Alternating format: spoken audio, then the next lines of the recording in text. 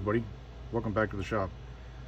Today we're going to take a quick look at this East German MPiKM or AKM bayonet that I picked up in Germany in the 1980s. Before the wall came down, this stuff was ridiculously expensive, and for years I thought I had lost it, but I found it digging through other stuff, so I wanted to share it with you. Also,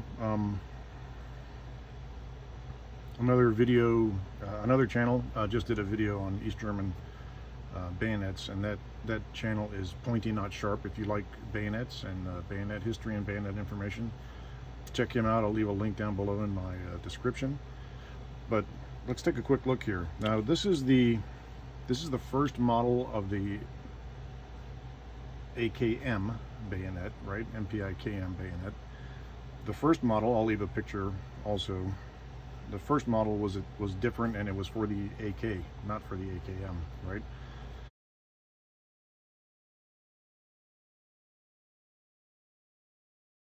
So this is an AKM bayonet. It's East German. Take a quick look at it. One of the things that you spot right away is the gray leather hanger, right? Normally these bayonets also have a gray cotton strap right here. This one does not have it.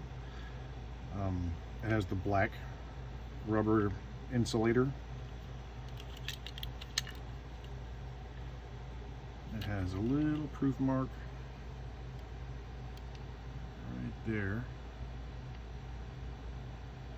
And other than the serial number of the rifle electro penciled right here on the lock, looks like it says 0x93M.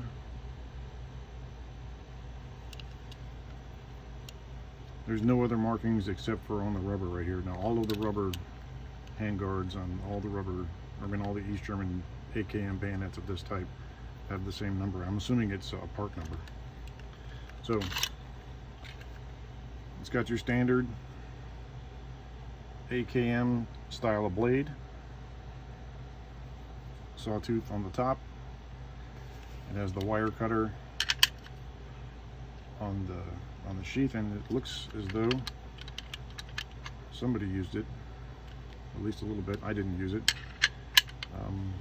Like I said, back in those days you couldn't get these except from units that worked along the border, American and German units, both German Bundesgrenzschutz, the border patrol, and American Army units that were along the border, and occasionally, very occasionally, very rarely I should say, from defectors. So that's what we have here. Now this is a used, obviously used bayonet. You can see it's got a little hole knocked in the side right there. You can see inside. It's kind of a shame, but again, this was not a surplus bayonet. This was honestly acquired by a collector from an East German somehow, right? And I got it from a US soldier. So it's interesting, right? Black plastic. It's pretty much all blacked out except for the gray leather and what would be a gray cotton strap. So let's compare it real quick to another bayonet that I have. And I chose this one because it's essentially the same model. So when you look at them side by side, they're functionally identical, right? So instead of black plastic, you have this red plastic Bakelite kind of handle. Instead of a gray leather thong, you have a brown leather hanger, and instead of having a strap right here, you've got a little hook.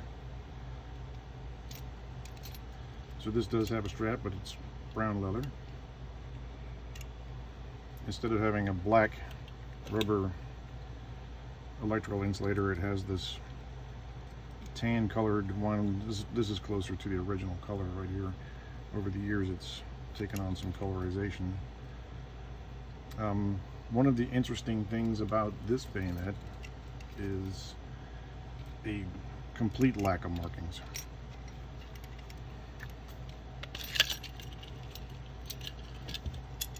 So this one, same style of blade, right?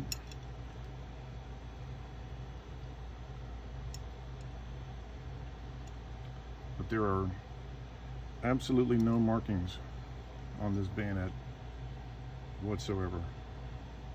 Now, I'm told by people who are more expert than I on these particular types of bayonets that this is a Russian bayonet, although I have no way of knowing or proving that. Normally, when you see Russian equipment, it's chock full of stamps. Russians love to stamp the shit out of everything. So proof marks, factory marks, all kinds of stuff. And this one is completely, I dare use the word sterile. There are no markings on it whatsoever. But I brought it out so that we can compare the two side by side. Again, they are basically identical except for colors, right? And like I said, this strap that goes onto the belt, and this snaps on to another hanger.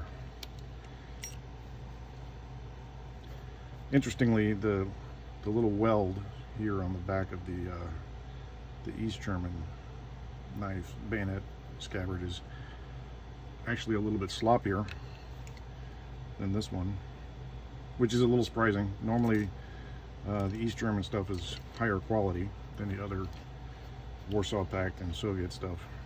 So just a short video. I hope you like it, hope you enjoyed it. Like I said, if you get a chance, check out Pointy Not Sharp. He does a lot of great bayonet videos. He focuses on bayonets exclusively, unlike me. And thanks for joining me. If this was helpful, give me a thumbs up. If this is the kind of content you like, go ahead and hit that subscribe button. And have a great day. Thanks for joining me. God bless America.